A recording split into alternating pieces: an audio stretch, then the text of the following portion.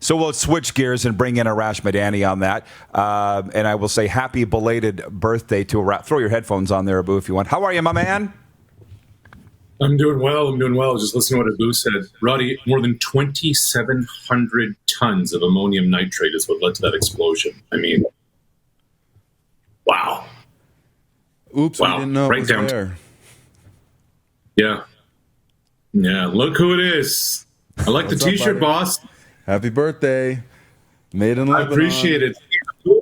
Abu's an alum of a purple school, too, but the second best purple school after Bishop's. Whoa! Right, we're going there right off the gate. What was that? We got to – wait, hey, I don't mind you guys going back and forth between Bishop's and Western. You know our viewers in Eastern Canada are off the charts, by the way. Just get it off your chest. You want to defend the Mustangs, and then we'll get down to business. I don't have to. It's a joke, right? You joking? Right? Everyone knows that? Right. Yeah. All right. Okay, good. No comment. Hey, Arash, it looks to me like pandemic life has been good to you. Am I right about that? You probably feel like you're in jail, but other than that, I mean, you look very healthy and good, my man, for a guy that just turned 40 especially.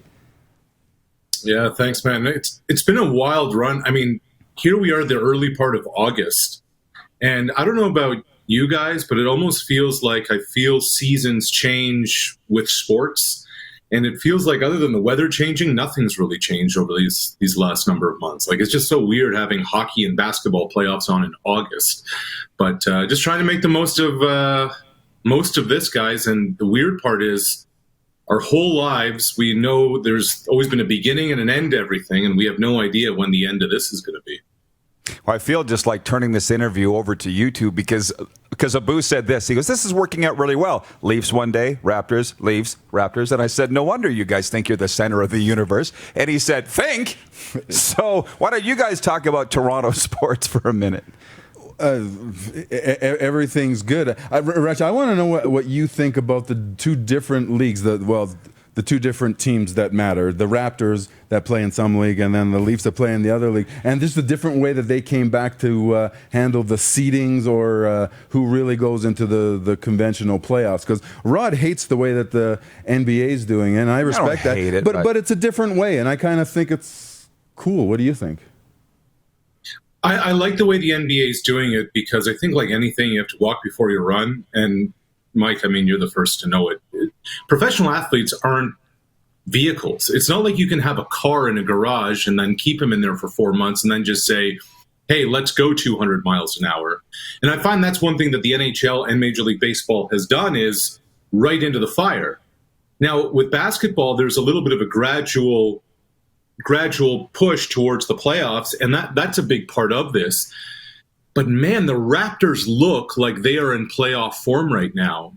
And coming into this thing, I had two questions. One was, how is everybody going to look after the layoff? Who was in shape? Who wasn't? The other was, who is going to make up for the loss of Kawhi come playoff time? And now, because of the world we now live in, to me, it's not about necessarily having the megastar, the superstar, like every NBA playoffs is about, but rather depth. How many healthy bodies are you going to have? How many provisions are going to be there in case guys go down? And the Raptors right now, Fred VanVleet looks just as good as he did in last year's finals. OG Anunoby is emerging as a threat. Norman Powell has been strong. And we haven't even talked about Kyle Lowry yet, let alone, reform Marc Gasol and Serge Ibaka. Guys, I know Milwaukee's the favorite to win the East. My money's on Toronto getting back to the finals. They look to me as lethal and complete a team as there is in the Eastern Conference. And through their first couple of games, they looked really impressive against the Lakers, and they looked really strong against Miami. Well, if there is such a thing as basketball gods, we'll have a Raptors-Clippers league final, Kawhi versus Toronto. Wouldn't that be cute? Arash, 60 seconds, please, on the Blue Jays, and then let's delve into the CFL. Yeah, the Jays just had 4 days off because the Phillies couldn't get their act together with the COVID stuff. And, you saw a really rusty Blue Jay team last night. I actually think you're going to see, if they continue to play, a Blue Jay team that's going to improve. They're very young. Bo Bichette's really emerging as face of the franchise type stuff. Vladimir Guerrero's up and down. Rod, Mike, I'm not a hot take guy, but I will tell you this. Nate Pedersen is going to be the guy. He's going to be the guy the way we talk about Max Scherzer. He's going to be the guy we talk about Clayton Kershaw. If he stays healthy, Nate Pedersen is going to be front of the line, ace material that, and I know this is crazy to talk about somebody who's only had one start in the big leagues. There will be, if he stays healthy, in a few years, some comparisons with Roy Halladay when it comes to the Blue Jays franchise. Really believe that. Well, that's great with the three young infielders and bats to have some pitching to go along with it. Then there are good times ahead. The CFL, what are you believing? I'll just say this. After my report yesterday about the MLSE thing, everybody, a lot of coaches calling me, players, are we going to play or are we not? I said, I can't tell you guys that. Don't put it on me. But I will say this. The people I trust don't think they'll play. The people I don't trust say they will. I'll just leave that there. Where are you on this? I'll tell you what, for the first 6 weeks of the pandemic, I wasn't sure how it was all going to go. And then after Randy Ambrosie delivered whatever that was to the House Finance Committee, when that ended in early May, I clicked off those proceedings and I said to myself, this league is done for 2020. I mean, they absolutely dropped the ball that day, Rod, and they have been spinning their tires ever since. So that's my opinion on that. Here's what I can tell you from a fact standpoint on the latest conversations that are going on. That if they play, and it's very doubtful they will, it's a 6-game season. And if there are, say, 15 bullet points that have to get checked off between the league and the players, they're at about 10 or 11 right now. So there's still a lot of work left to do. And financial certainty is one of them. Look, if you're going to ask guys to come north of the border, if you're going to ask players to go into a bubble for an extended period of time, they want to know that the majority, if not all, of their salary is going to be guaranteed. And you have a guy who spent a lot of years sitting right beside you. If you're a vet, you're not showing up unless you know all that money's coming into your pocket. The second is about injury protection. Let's say you're a Bo Levi Mitchell, you're a Mike Riley, you're a high-priced player.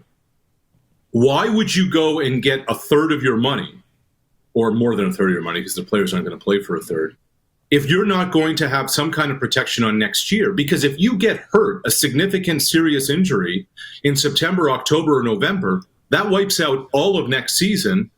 And Abu, what happens then? You show up to camp and they say, you failed your physical, but we'll bring you back at 35, 40 cents on the dollar. Yeah, but I ran out of money 6 months ago, and I need to eat.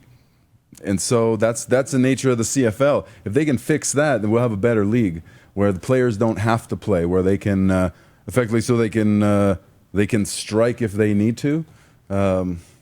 That's not a different conversation, but it's kind of going down a different path. The players have to play. So if the owners decide that there's going to be any sort of season, they're going to have players to play. There will always be football players to fill out a roster. There's apparently baseball players can just go out there and win major league games. Look at the Marlins, yes. And Arash, I think it's appropriate that the Ottawa Renegades helmet is next to the booze on the top shelf there. Just saying. We finally got you together. We finally got you two together. Are you saying that there was partying going on in the Renegades days, Michael? Is that what you're suggesting? I don't know. I don't remember. A lot of football. Exactly. Hey man, what do you think about the NFL? They're just going to go and play. I said it from the beginning that they're just going to go and play, and that's what they seem that they're going to do. You think Major League Baseball is going to have adverse effect on that, or are they going to learn and maybe be a traveling bubble because they got so much damn money? Yeah, I think this is an interesting part of the conversation. Is that people think that it's because of the travel that the baseball players are doing that's leading to the positive tests. I'm assuring you that it's not that. The issue is, and Mike, you know how this goes with football, it's the idle time. If a team has an afternoon, for instance, in baseball, they're done at 4:30 in the afternoon, and they're not showing up to work until the next day. Now, what's happening in that time? And it really doesn't matter, guys, if they're going to grab a pizza, if they're going to an adult establishment. The risks are the same when you are in hotspots and when you are in an area where COVID has taken over. So now that brings us to the NFL. when their day is done at 5 or 6 o'clock, not on game day, but Monday to Saturday, what are they doing? Is everybody going to go home and just order takeout and just stay at, watch their Netflix and be good boys and girls? Is that what's going to happen? I have a hard time believing that. So, and everybody's human. Everybody's tired of being in lockdown. So after a long week, do they want to go sit on a patio and have a couple of milkshakes and grab some dinner? And if it's raining, are they going to go inside when everything's open? And then what could that lead to? So that's where this is all kind of hinging on. To me, it's not about the facility. It's not about practice. It's not about the locker room. It's not about the actual games. It's not about exchanging jerseys at the end of the game. It's about all the other stuff that when you have the idle time, what do you get yourself into? But do you not think, I said it earlier, NHL's playing, NBA's playing, MLB's playing.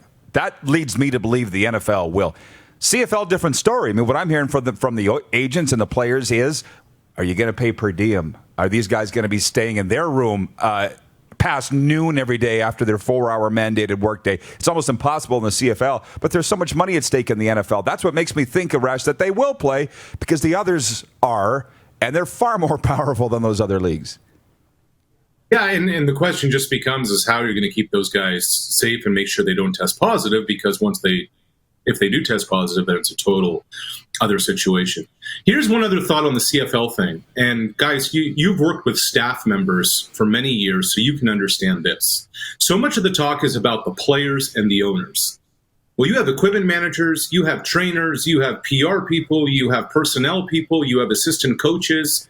You have so many video coordinators. You have so many people involved in the overall structure of making a day-to-day football operation go. And I've been in touch with a bunch of them, and they're asking me, look, we've already taken a pay cut right now. So are you asking me after a pay cut to be away from my family for 15 or 16 weeks? What happens with our long-term health coverage? What happens if we test positive for COVID? What happens if we get long-term health problems because of COVID? Is that going to be covered? Can we opt out without penalty? Or do we have to work 24/7 for 15 or 16 weeks? I mean, there are so many questions here that not just the players and the owners, but so many of the staff members and some of the employees have that have continued to go unanswered.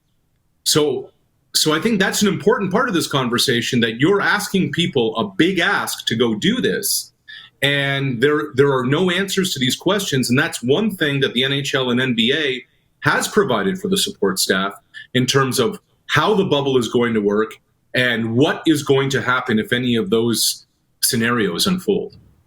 It's an interesting time, and at least a lot of the sports are back. We are out of time, Arash, but this has been awesome. Long overdue getting you guys together. Happy belated birthday, my friend, and stay safe out there. We'll chat soon.